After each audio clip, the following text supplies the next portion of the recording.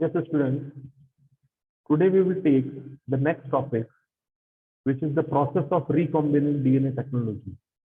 In last class, we discussed about the different tools which is related to the recombinant DNA technology.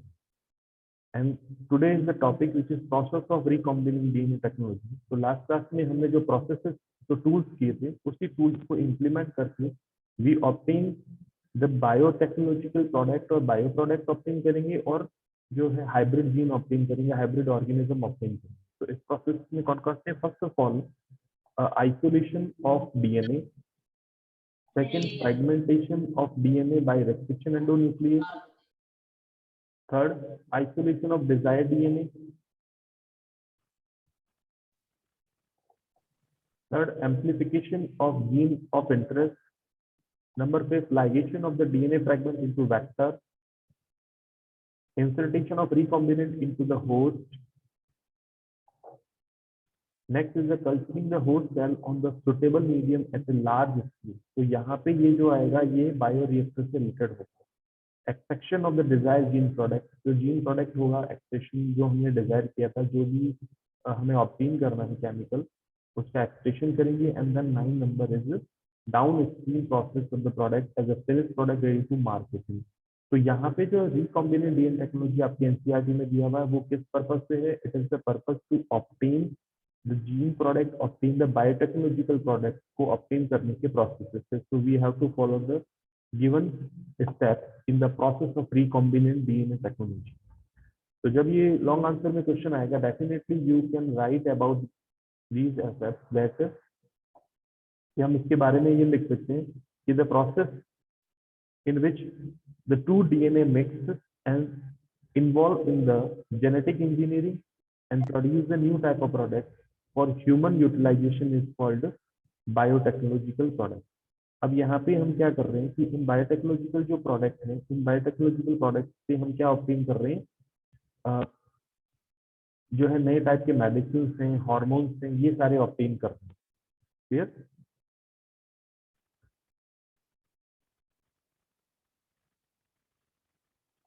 Clear. तो अब यहाँ पे first लेंगे the isolation of DNA. तो अगर tool अच्छे से समझे हुए हैं, अगर टूल अच्छे से पता है, that time you can easily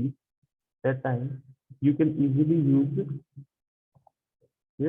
तो उस समय आप इजीली जो है वो टूल्स का यूज कर सकते हैं.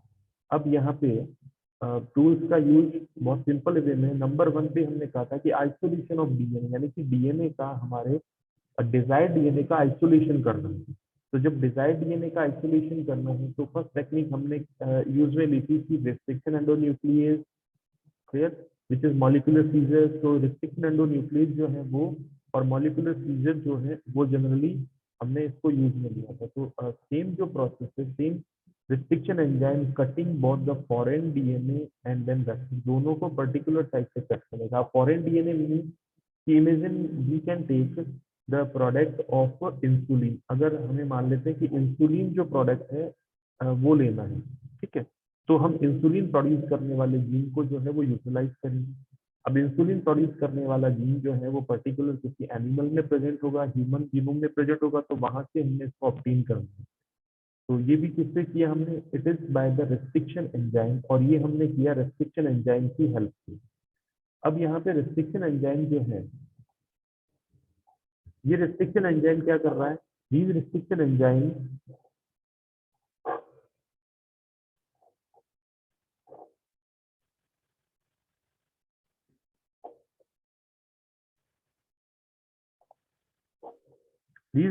Enzyme cut the DNA eight a specific site.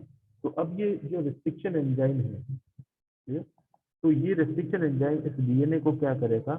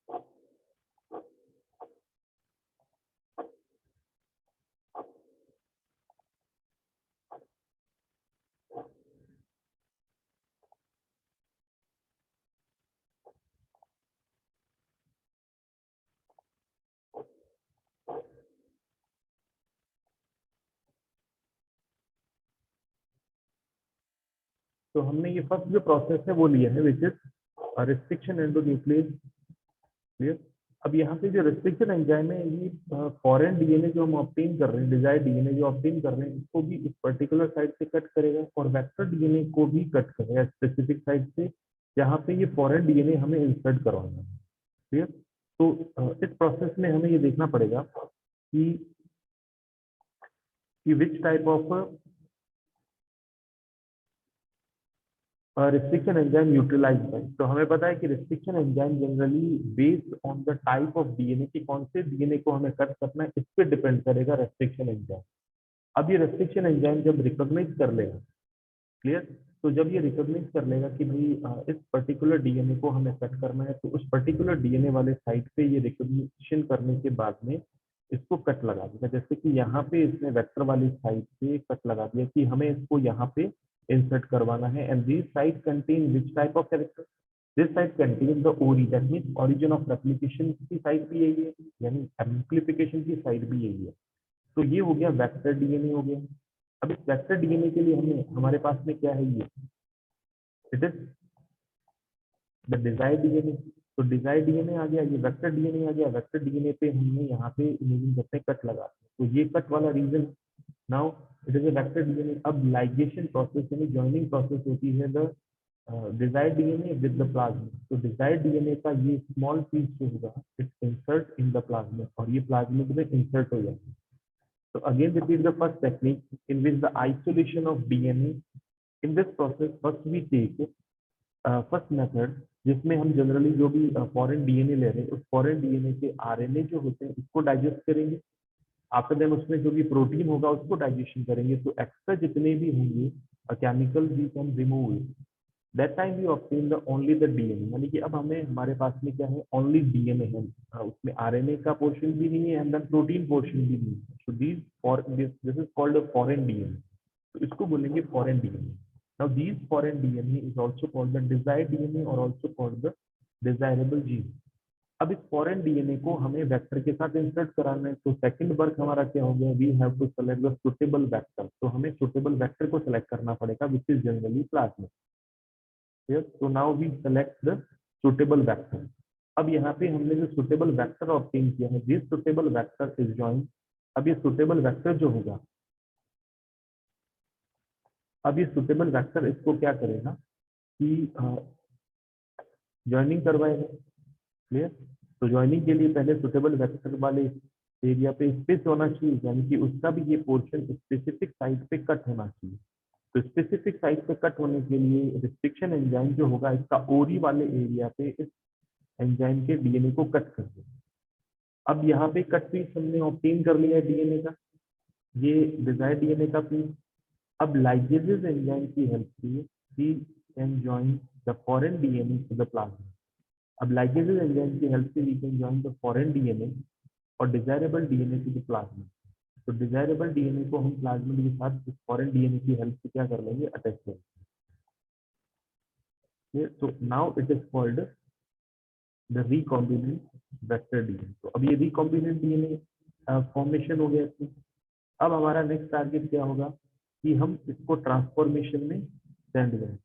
तो ट्रांसफॉर्मेशन में सेंड करने के लिए हमने क्या किया है कि इसमें डिफरेंट टाइप ऑफ जीन जो है which is antibiotic resistant gene भी इसमें इंसर्ट करवा दी है, जिससे जब हम ट्रांसफॉर्मेंट का पता करेंगे तो नॉन ट्रांसफॉर्मेंट होगा वो क्या होगा, उस एंटीबायोटिक से डाइजेस्ट हो जाएगा, डिग्रेड हो जाएगा। तो we transfer it into the E coli. तो अब हम इसको ई कोलाई में ट्रांसफर करेंगे। तो इसमें दो प्रोसेसेस होंगे कि ई कोलाई में जब हम ट्रांसफर करेंगे, एक तो हम इसके नॉन ट्रांसफॉर्मेंट को रिलीज कर देंगे और ट्रांसफॉर्मेंट को ऑब्टेन करेंगे। क्लियर। तो next is it is the isolation of genetic material. तो ये सारा जो अभी एक्सप्लेन किया था वो which is RNA is removed by treatment of ribonuclease. तो वहां पे जो आरएनए होगा न्यूक्लियस में वो राइबोन्यूक्लियस की हेल्प से क्या कर देंगे, ट्रीट कर देंगे। दूसरा हमें क्या हटाना है, वहां पे प्रोटीन हटाना है। तो protein peace with the protein, दोनों ही एंजाइम हैं, बहुत एंजाइम डाइजेस्ट के रिस्पेक्टिव सबस्ट्रेट। तो फर्स्ट आइसोलेशन का स्टेप हो गया। Second, after the several purification, after the digestion of RNA and digestion of protein, after the digestion of RNA and then digestion of protein. Next step is purification of DNA, yeah, by adding the chilled ethanol. Chilled ethanol जो है add करके हम इस DNA को purified करेंगे, means इसमें जितने भी एक्सपेक्शन होंगे वो रिमूव हो जाएंगे। हिस्टोन प्रोटीन ऑलरेडी हमने इससे डाइजेस्ट करवा दिया है, तो रिमेनिंग जितने भी कंटेंट होंगे वो इससे डीएनए प्योरीफाइड हो जाएगा। तो शॉर्ट क्वेश्चन बन सकता है, right the name of chemical which involve in the purification of DNA, which is chilled ethanol. Now the bacterial plant animal cell is broken down by the enzyme released here. अब यहाँ पे क्या होगा कि जितने भी हम अलग अलग डिजायर्ड डीएनए जहाँ से ऑब्टेन कर रहे हैं, इस पे आइसोलेशन प्रोसेस डिपेंड करेगा। बैक्टीरियम है तो अलग है, प्लांट है तो अलग है, एनिमल है तो अलग से है। तो यहाँ पे क्या हो गया, DNA along with the RNA, protein, polysaccharide, lipid, ये सारे कंटेंट जितने भी होंगे, तो ये अलग अलग टाइप के एंजाइम से हम इसको रिलीज करेंगे, डाइजेस्ट करेंगे। बैक्टीरियल सेल है तो bacterial cell treated with the lysozyme, तो लाइसोजाइम से बैक्टीरियल सेल ट्रीटेड होगी। लाइसोजाइम से क्यों होंगे, क्योंकि lysozyme is responsible for digestion of bacterial cell. Plant cell है तो वो सेलुलोज से होगी, और जब फंगल सेल है तो वो काइटिन की बनी होगी, तो काइटिनेजेस होंगे जिससे कि ये उसको डाइजेस्ट कर पाएंगे। तो it's the digestion enzyme is depend on the type of the host,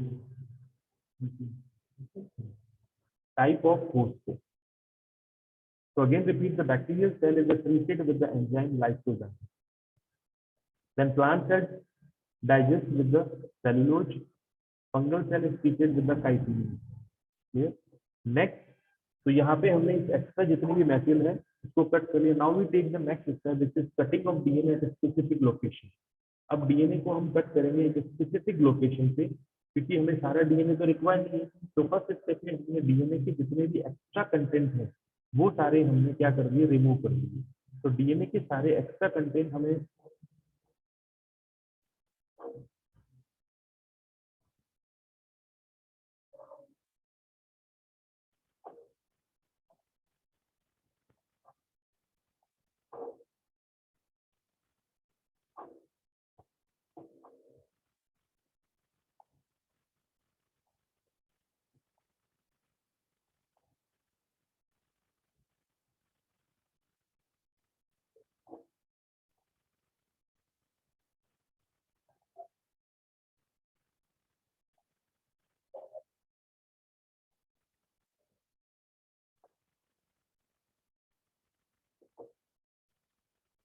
अब डीएनए के सारे कंटेंट हमने जो एक्स्ट्रा कंटेंट थे वो जब यहाँ से रिमूव कर दिए, तो हम यहाँ पे स्पेसिफिक जो डीएनए होगा, यानी कि जितना डीएनए होगा, क्योंकि पूरा डीएनए तो काम का नहीं है, clear.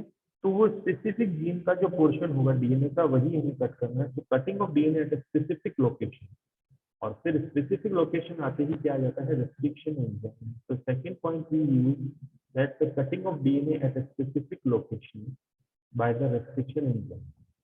Third is to purify the DNA incubated within a specific resting enzyme at the condition of the enzyme to act.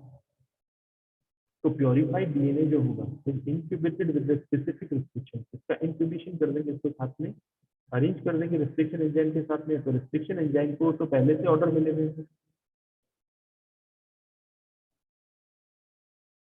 Restriction enzyme को पहले से ऑर्डर मिले हुए हैं कि you can cut at a specific site. तो restriction enzyme इसको specific site पे कट कर दे, तो ये हो गया cutting the DNA at specific location. यानी पूरा डीएनए काम का नहीं है, पूरा डीएनए तो बहुत सारे जीन्स होते हैं, 20-30,000 जीन्स होते हैं, तो हमारे ये फ्यू जीन्स जो है वो वर्क में आएंगे, जिससे हम इसको स्पेसिफिक साइट या स्पेसिफिक लोकेशन पे ही कट करें।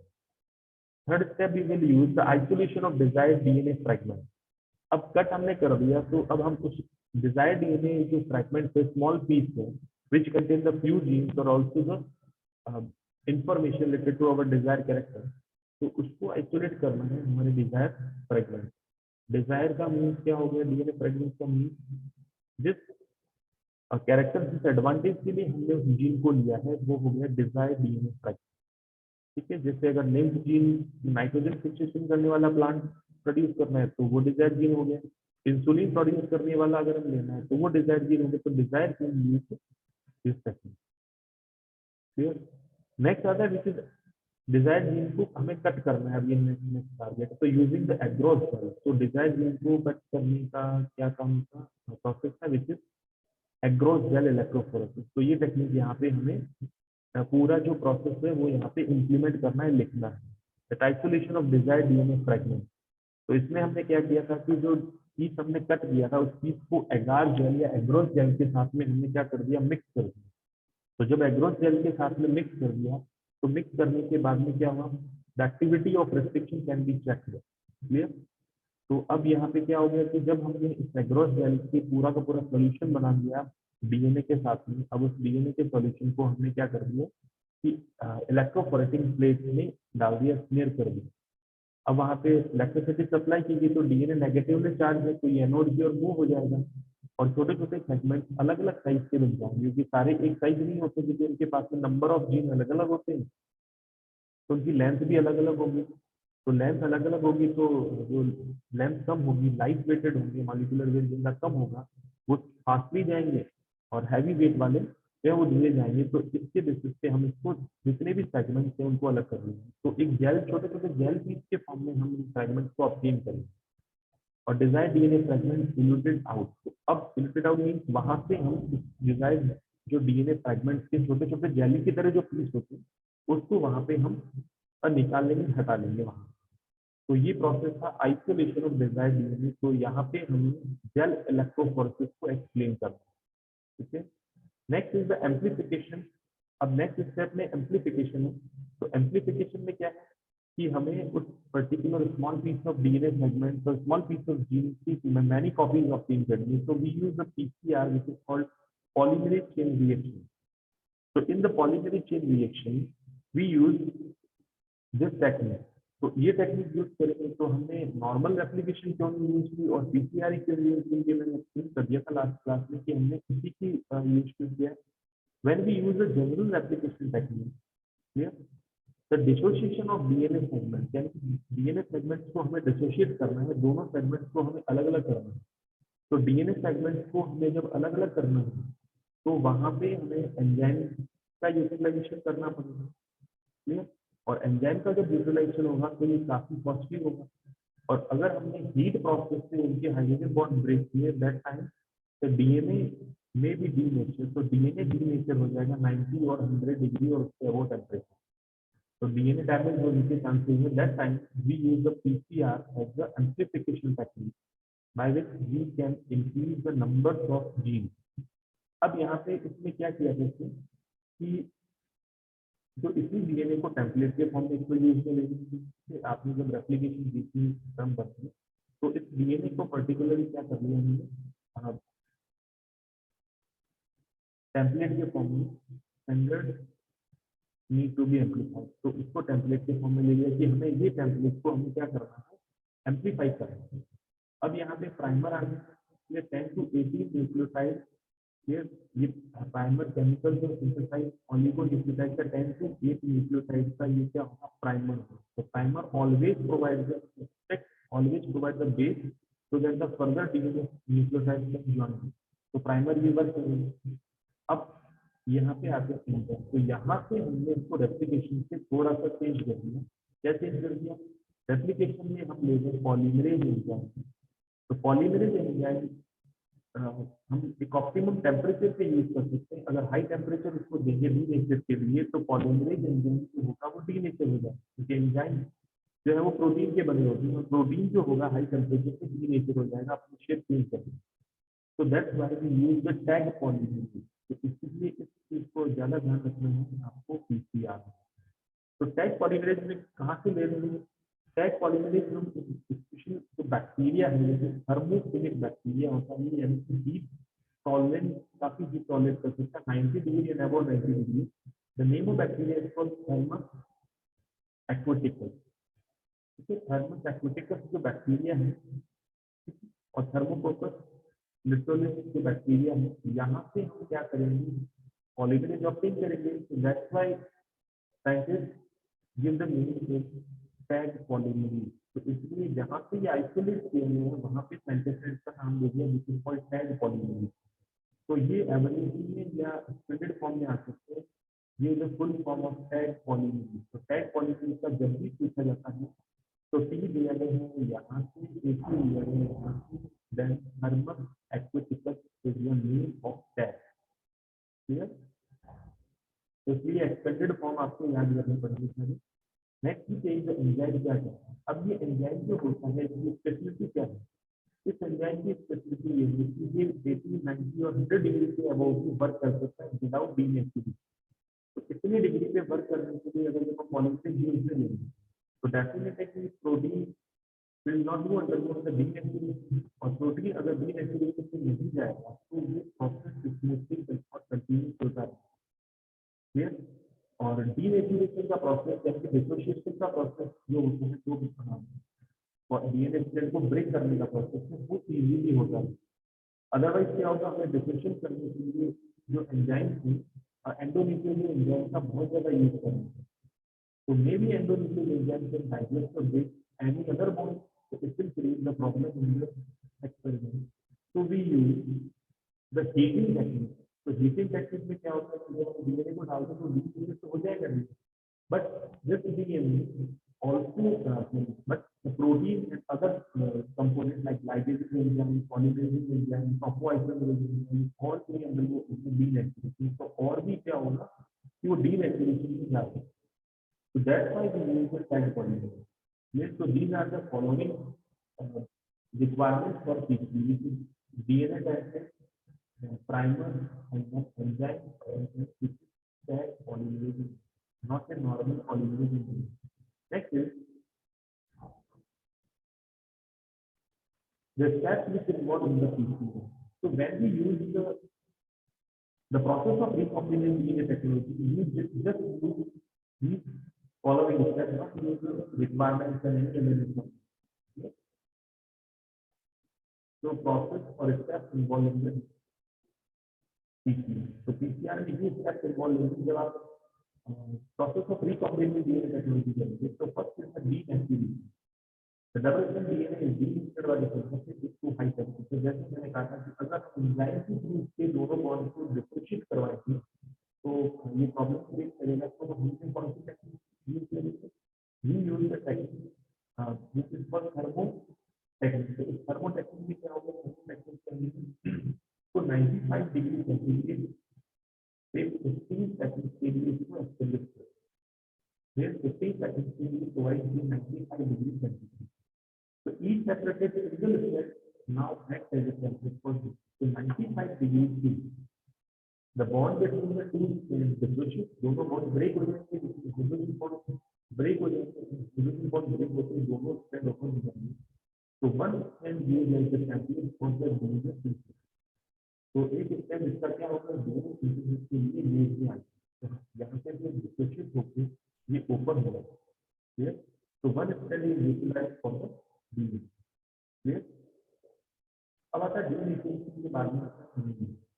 डीएनए में क्या करेगा, two set of primer are added with NH3. तो यहाँ पे तो दो सेट होंगे प्राइमर के। प्राइमर तो बताया होगा कि प्राइमर का क्या वर्क होता है। Primer provide the 3,3-OH। तो प्राइमर क्या करेगा, 3,3-OH साइड जो है वो दे। तो 3,3-OH side provided by the primer. जब प्राइमर 3,3-OH साइड को प्रोवाइड करेगा दैट टाइम क्या होगा कि इसको बोलेंगे कि जॉइनिंग के लिए इसको बेस कीजिए। तो धीरे धीरे न्यूक्लियोटाइड आते हैं तो उसमें the process is for energy. Third process is extension. First step में तो हम छोटे से प्राइमर की कुछ न्यूक्लियोटाइड हमें attach. In the case of extension we increase the length of DNA by adding the more nucleotide. तो और न्यूक्लियोटाइड ऐड करते हैं इसकी लेंथ को इंक्रीज करेंगे तो कॉल्ड एक्सटेंशन। तो इसको एक्सटेंशन बोलते हैं। अब एक्सटेंशन में क्या हो रहा है, DNA polymerase extend the primer. DNA polymerase होगा it extend the primer by adding the nucleotide. Nucleotide is called structural unit of DNA and these nucleotides add with the help of polymerase। तो ये nucleotide किससे add होगा, polymerase से add होगा। and this type of polymerase ये होगा thermostable Taq polymerase. Thermostable DNA polymerase Taq polymerase is used to react based on the high temperature of DNA। High temperature में भी वर्क करता है।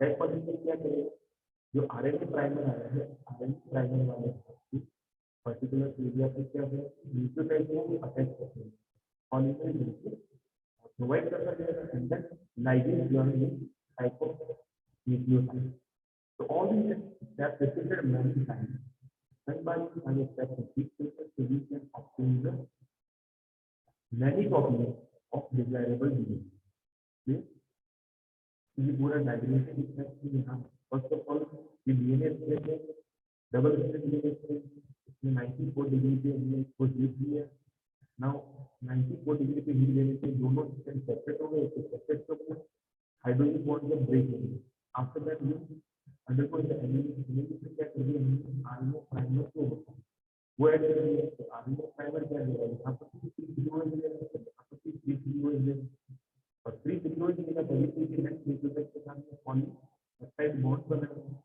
सॉरी फॉस्फोडाइएस्टर बॉन्ड बनेगा now after the formation of phosphodiester क्या होगा तो ये 3 kilo primer provide कर दिया नेक्स्ट क्या होगा नेक्स्ट स्टेप होगा टैग पॉलीमरेज यहाँ पे इंट्रोड्यूस करेंगे और टैग पॉलीमरेज के साथ में इस कल्चर मीडिया में क्या देना चाहिए लाइक डीऑक्सी न्यूक्लियोटाइड एमजी देना पड़ेगा 72 degree centigrade Now the tag polymerase is 172 degrees, लेकिन normal polymerase temperature से 177 जो है denature हो जाएगा.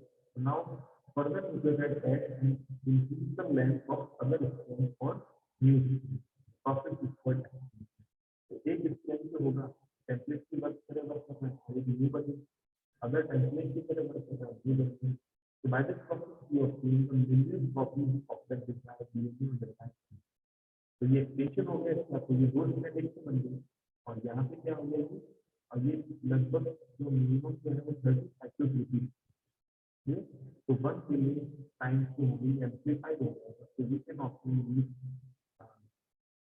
DNA for desired branch in one copy तो ये जितना भी डिजायर्ड जीन होगा ये क्या होगा डिजायर्ड जीन को 3 बैंक के अंदर स्टोर तो इनमें कुछ जो डिजायर्ड डीएनए होगा वो पेरिमेट्री यूनिट जीन बैंक में इसको स्टोर करें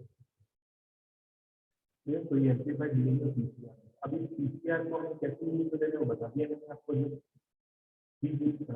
attend the question this is the process of recombinating DNA technology तो उस समय रिकॉम्बिनेटिंग डीएनए टेक्नोलॉजी प्रोसेस में हमने पीसीआर के केवल स्टेप्स के नहीं लिखने वीडियो में कौन से कंटेंट यूज यहाँ पे use these three steps which is denaturation and gene extinction and then redying. Next step which is ligation of DNA fragments. कि अब DNA fragments का ligation कैसे है?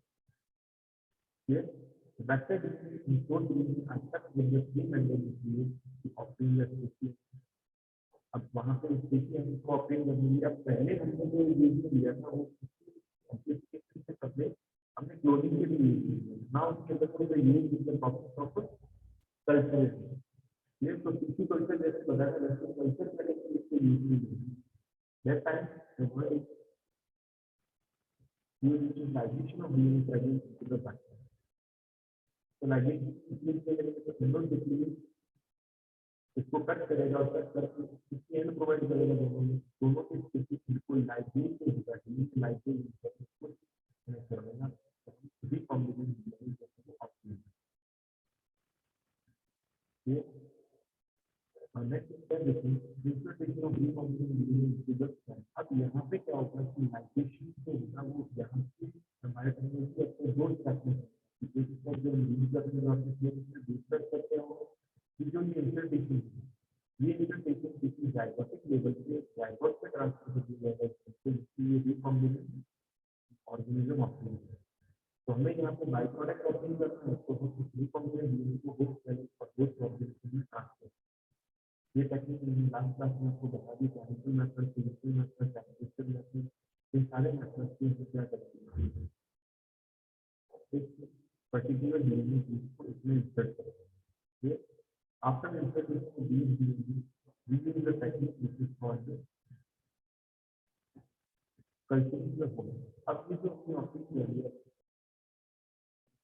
डीएनए अब इसका हम क्या करेंगे कल्चर के लिए provide the nutritive medium optimal nutritive medium which contain the nutrient deficient from the bacterial cell वो सारे हम प्रोवाइड करते हैं so that's why we obtain the manufacture of bacterial cell.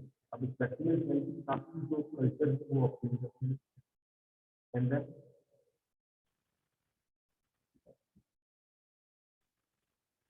Expectation of design gene form. अब इसके लिए हम जितने भी मैन्युफैक्चर है उसको क्या करेंगे, we undergo in the bioreactor. अब इस बायोरिएक्टर में प्रोटीन इनकोडिंग जीन इजेक्ट करें। अब ये प्रोटीन इनकोडिंग जीन अपने आप को एक्सप्रेस करता है, प्रोटीन बनाता है, रिकॉम्बिनेंट प्रोटीन बोलते हैं। तो ये लार्ज स्केल के प्रोडक्शन के लिए इनके पास में जो बड़े बड़े टैंक को general utilise to obtain the product. तो इस एक्सट्रूशन प्रोसेस के लिए क्या करते हैं, इस बार ये बायोरिएक्टर देते हैं, क्योंकि बायोरिएक्टर यूजुअली जाता है एक्सट्रूशन प्रोसेस में।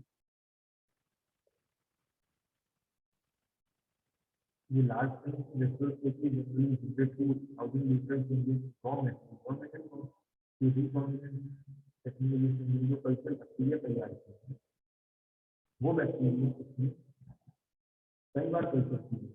और जब ये एक्सप्रेस करेंगे अपने आप को बायोरिएक्टर में और ये अपना प्रोडक्ट को तो बायोरिएक्टर की लार्ज कंटेनर होती है, these large container provide the material. So a particular size we use this or recombinant product where it is downstream वापस देखते हैं जब हमने बायोरिएक्टर में देखा था कितना ऑपरेट करता है।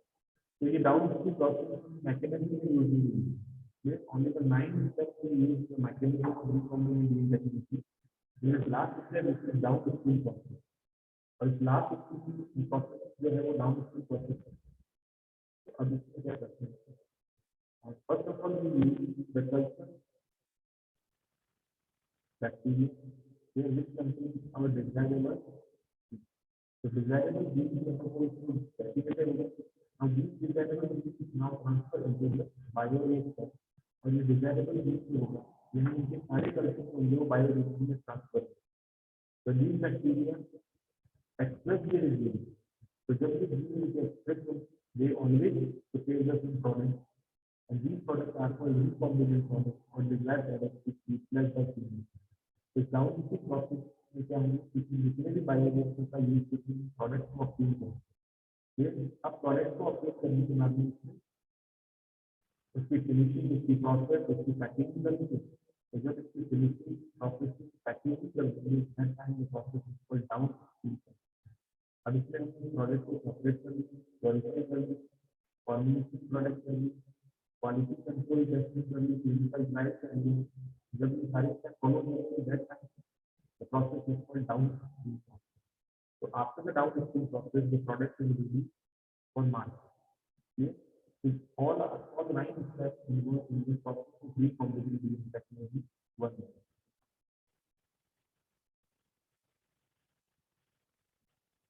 Here, so these all are steps in the recombinant gene technology।